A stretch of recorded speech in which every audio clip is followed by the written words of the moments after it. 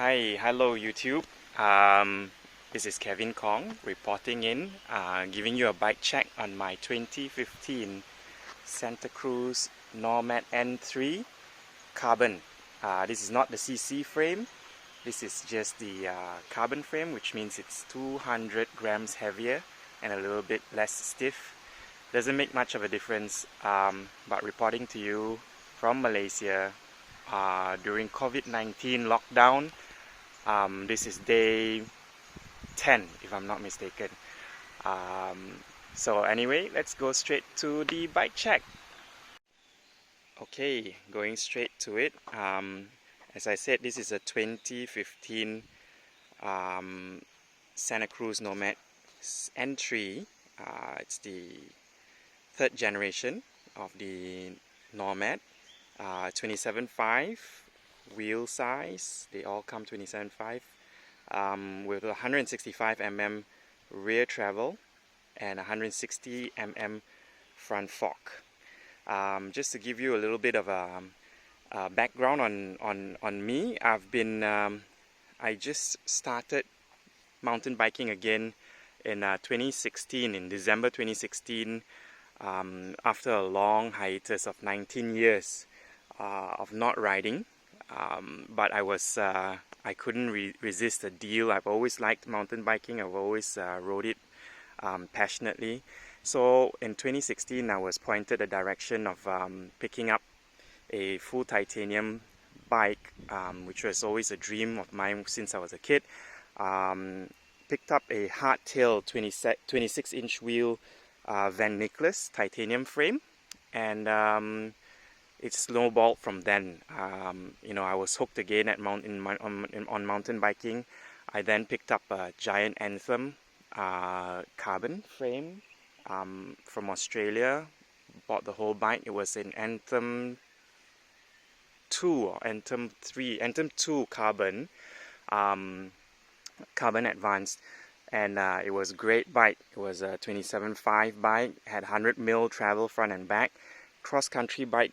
Generally, I rode it to the best of my ability and upgraded it to as much as I could on the trails that we ride here in Malaysia. But it was found that it was not enough travel over time, so I went ahead and upgraded my bike to a Commensal Commensal Meta V4. It was a very good bike. 150 mil travel in the rear, 160 in the front. And I also picked up a Santa Cruz 5010, also known as a Solo 5010cc. That's also a 2015 bike, and that was a V1, and it was good, but it had a the older VPP, which was below pivot point below the bottom bracket, as compared to this Nomad 3 having its VPP above the bottom bracket, made pedaling a whole different thing. Very, very much better, much improved bike. Then after that, that 5010cc, that was a medium-sized 5010cc. I traded that bike away and I bought a large 5010cc of the same generation. Was a very good change because the reach was much better for me, more suitable. I am 174 centimeters high, 5 feet 8 inches, and I weigh 77 kilograms majority of the time. My weight can fluctuate up to 82, depending on the festive seasons, where we eat much more here. But anyway, generally I set my bike up to a 77 kg rider. That's generally how much I weigh most of the time, and so I have done the same for this bike. Going straight into this bike now. Wasted 4 minutes talking about other things, but here you go. Carbon Nomad frame, size large, 157 millimeter reach, if I'm not mistaken, and it's perfect for me. Very good bike. As you know, the older Santa Cruzes have a downsized frame. Current M size frame for the current generation Santa Cruzes will be the same size as this L size frame of the previous generations. But anyway, yeah, most of you would know that. This is an L size frame. I run a 45mm Hope stem, a Diety carbon 800mm long handlebar, M8000 Shimano XT single pot brakes front and back with 180mm rotor front and back as well. Shimano drivetrain, M8000 XT drivetrain through and through, rear derailleur coupled with a Sunrace rear cassette 11 speed 11x46 XT SPD XT crank, but a wolf tooth 30 teeth oval. I used to ride 36 teeth, then I went down to a 34 teeth round, and I wanted to try an oval chainring, and this was the only one I could pick up second hand. It was a good deal, so I picked up this 30 teeth oval chainring, which works very, very well. I get to run much bigger gears in general, but anyway, works fine for me. I just I adapt to the gearing that I have. I buy used parts all the time, so I don't really get to choose the exact part that I want to fit on my bike. I buy whatever that suits my budget. I bought this whole complete bike used as well, but I have since upgraded the rear shock, the wheels, as well as I've upgraded my fork to a push spring, a advanced coil spring, ACS3. Yep, going into the details of the bike now. It's a Pike 160mm. It's a dual position air 140-160 mm, but I've converted the air spring to a push ACS3 coil. I'm running a blue spring in there right now for my weight, with 20 psi of bump stop pressure, 20 psi bump stop air pressure.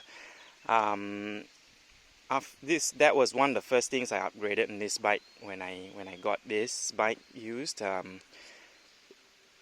I wanted to try a coil, and I wanted to try a coil rear shock, but that came later. It originally was running a Fox Float X, which also has a remote reservoir, but only could control rebound and had a lockout. There were no compression settings on that rear shock. After upgrading to the push coil, I realized that the bump sensitivity was so good that I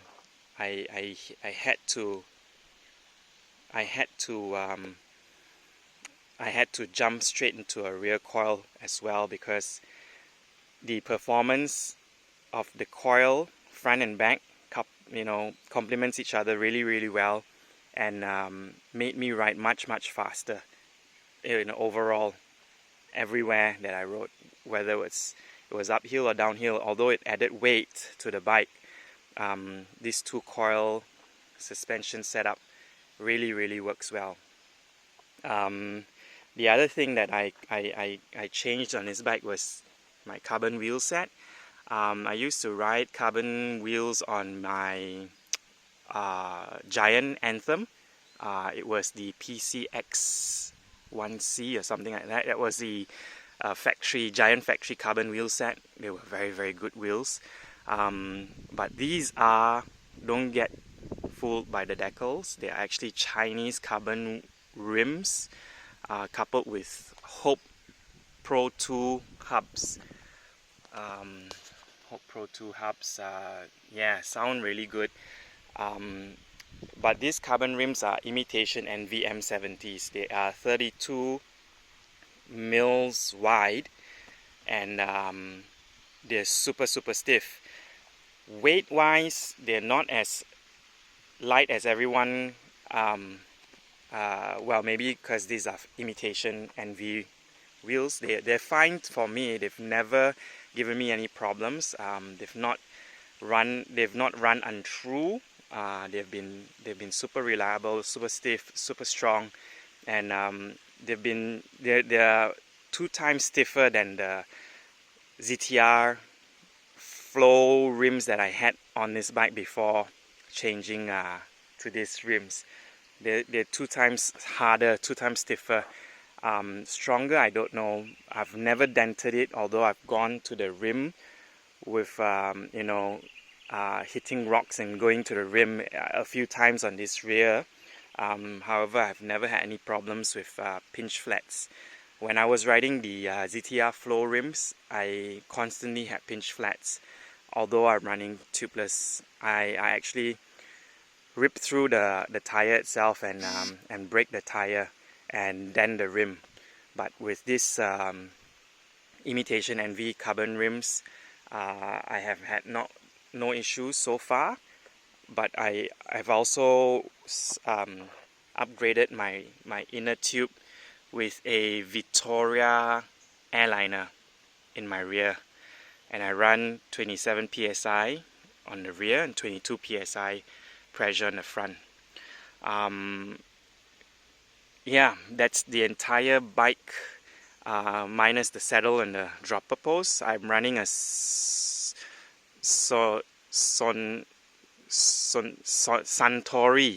Santori rear dropper post, 170 mil drop. I could do with it's a 150 mil drop. I could do with a 170 mil drop, but I don't have Santori does not produce 170 mil dropper post yet. But so far so good, no issues with it. It's one of the cheapest dropper seat posts around, even cheaper than Brand X. And I've used Brand X before. This is just as good. From the outside, it looks exactly the same, just minus the branding. I run a WTB Volt rear saddle, the best, most comfortable saddle for me, in my opinion, and a Zitto remote dropper post lever. Works fine, good and cheap. Yeah, that covers everything. Now going into front and rear suspension, this DVO Jade rear shock is I bought second hand. Has high and low speed compression, as well as rebound. I run 450 kgm Cane Creek rear spring. I should be running 500, but according to DVO's recommendation, but I find that I don't have the option of swapping this out for 500 coil because I need to pick them up second hand. But I found that this is so far so good. Gives me great suspension travel, very smooth, very linear. Works very well with this progressive frame that the Nomad comes with. Its axle line is actually also I forget what the word is. It arches inwards, and this rear coil with its linear compression helps with this progressive frames axle path. So with this rear coil, I've been setting quite a number of personal records going downhill, but that doesn't mean it is a slouch climbing. This frame has a lot of anti-squat, and I noticed when I climb with it, I have a lot of traction, and I don't have much pedal bob. So it has been a very good upgrade with which complements the front push coil air spring, push coil spring. This bike is very fast. It is the best bike I have ridden and owned myself so far in a long term, and thoroughly enjoying it. Although it's a 2015 bike and we're riding it in the year 2020, I feel it's still very relevant. It's a very simple and very light bike. With everything that I have in here, it still only weighs 14.5 kilograms. That's about 30 pounds, 31 pounds if I'm not mistaken, 32 pounds. For an enduro bike, 165 mil rear travel and 150 front, that's very good, I think. And you know, with a Vittora airliner and the rear wheels, I didn't spec this bike to be light. I built this bike with the thought of making sure that I have what I want in this bike, and form over function. It has been ace. Yeah. The only question I have is actually, if I had original Enve carbon rims, would those original Enve carbon rims be lighter than this? Because these rims are the same weight as my ZTR Flow, and I didn't save any weight going to carbon rims, but I think I picked up reliability. I do not have problems of denting the rim with this carbon rim. With aluminum rims, the ZTR Flow, I had to remove my rear tire and bend back the beads of my rims every 2 rides. That was getting tiring. I would waste a lot of sealant and risk cracking the rim while I bent it back. So anyway, yeah, that about covers it. I've got rubber giant twin lock-on grips, got used from the UK as well. Fantastic bike, love it. Hopefully you guys enjoy my review, my bike check. And oh yeah, I've recently upgraded to metal pads from the original Shimano sintered resin pads, and it makes so much of a difference. Brake feel and brake fade. Brake feel is great, brake fade is 0, and the power of the metal brake pads actually brake very well. I'm using Latour metal pads. They were cheap, very cheap, very good, and yeah, totally happy with it. Thank you very much for watching, guys. Hopefully I can get you a riding shot of this bike soon. Thank you.